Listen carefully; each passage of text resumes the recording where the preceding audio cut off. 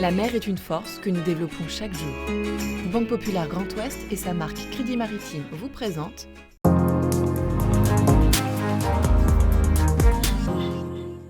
Bonjour à toutes et à tous, bienvenue dans ce dernier numéro de l'année 2023. Dans Ma Planète Bleue, nous monterons sur le cargo Grand Sail 2 pendant son matage à Saint-Malo. Nous rencontrerons Hélène Noesmen qui prépare ses premiers JO depuis le Pôle France de Brest. Nous découvrirons l'histoire du Crédit Maritime du Grand Ouest grâce au travail de la journaliste Violaine Pondard. La kitesurfeuse Lauriane Nolo, élue marin de l'année 2023. Ça s'est passé le 8 décembre à l'Olympia. Championne d'Europe et championne du monde en kitefoil, la jeune athlète fait partie des chances de médaille de l'équipe de France pour les JO 2024. Les deux mâts en carbone du cargo Grand Sail 2, hauts de 44 et 48 mètres, viennent d'être installés à Saint-Malo, une étape majeure dans la construction de ce navire de transport de marchandises à la voile. Et ce navire va permettre de décarboner 100% de nos importations, mais également pour le compte de tiers, où on se positionne sur des solutions de groupage maritime qui permettent d'être plus rapide que le container, plus long que l'avion. Ce nouveau cargo aura une capacité de 350 tonnes, 6 fois plus que la première goélette Grand Sail qui peut charger 50 tonnes de marchandises. Les premiers tests en mer démarreront début janvier. La médaille au jeu, c'est vrai que c'est vraiment le but ultime. Je m'appelle Hélène Noesmen, j'ai 30 ans et je viens des Sables d'Olonne. Je pratique la planche à voile IQ Foil et je prépare les Jeux de Paris 2024. Je suis championne du monde sur ce support et triple championne d'Europe. Quand j'avais 4 ans à peu près, j'étais mise sur la planche de mon papa. Comme beaucoup d'enfants, j'ai commencé la voile par l'optimiste et j'ai trouvé que ça allait pas assez vite. Et du coup, j'ai voulu me mettre à la planche à voile et voilà, ça a commencé comme ça. J'ai la chance de travailler avec mon frère, Pierre Noesmen, qui est mon entraîneur. En ce moment, on vibre pour le même rêve des Jeux. À l'automne 2019, on a appris que la planche pour 2024 serait donc l'IQ Foil.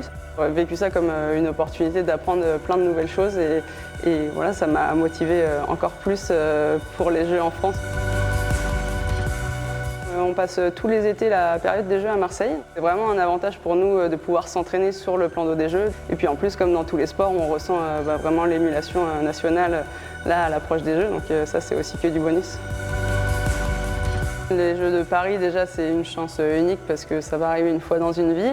Moi, ce serait aussi ma première participation aux Jeux Olympiques. Donc vraiment, je prends les choses une par une. Mais après, c'est vrai que la planche à voile, déjà, c'est un sport d'expérience. Et le foil, on en est qu'au tout début. Donc clairement, je ne m'interdis pas du tout de continuer pour préparer aussi les Jeux de 2028.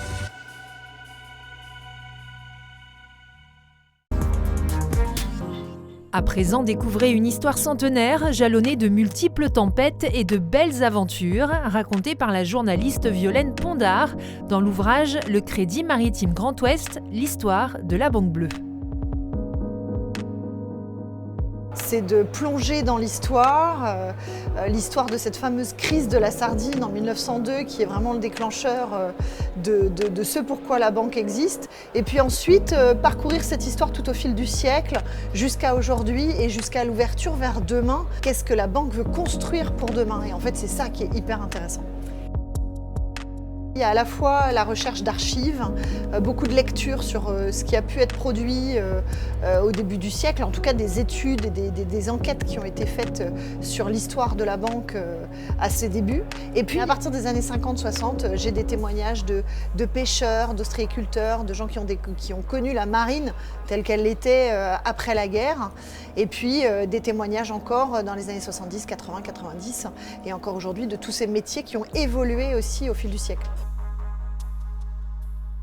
Pour expliquer la banque aujourd'hui, évidemment, il faut remonter dans son histoire et cette solidarité des gens de mer, elle se transmet d'année en année, de génération en génération et c'est ce qui fait aujourd'hui que la banque a les moyens et les convictions pour continuer d'accompagner des projets avec des fortes résonances dans la décarbonation du transport maritime, dans les biotechnologies marines et dans les énergies marines renouvelables. À l'agenda, participez au débat public sur l'avenir de la mer. C'est en ce moment, partout en France. Dans le Grand Ouest, plusieurs réunions publiques sont organisées à Brest, Le Conquet, Saint-Malo, Saint-Brieuc, Lorient. Donnez votre avis sur les enjeux liés à la protection du domaine maritime en vous inscrivant sur le site débatpublic.fr/la mer en débat. Et nous refermons cette émission avec cette pensée de Mère Teresa en vous souhaitant de belles fêtes de fin d'année. Nous réalisons que ce que nous accomplissons n'est qu'une goutte dans l'océan, mais si cette goutte n'existait pas dans l'océan, elle manquerait.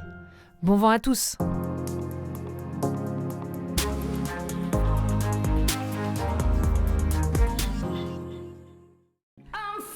La mer est une force que nous développons chaque jour. Banque Populaire Grand Ouest et sa marque Crédit Maritime vous ont présenté Ma Planète Bleue.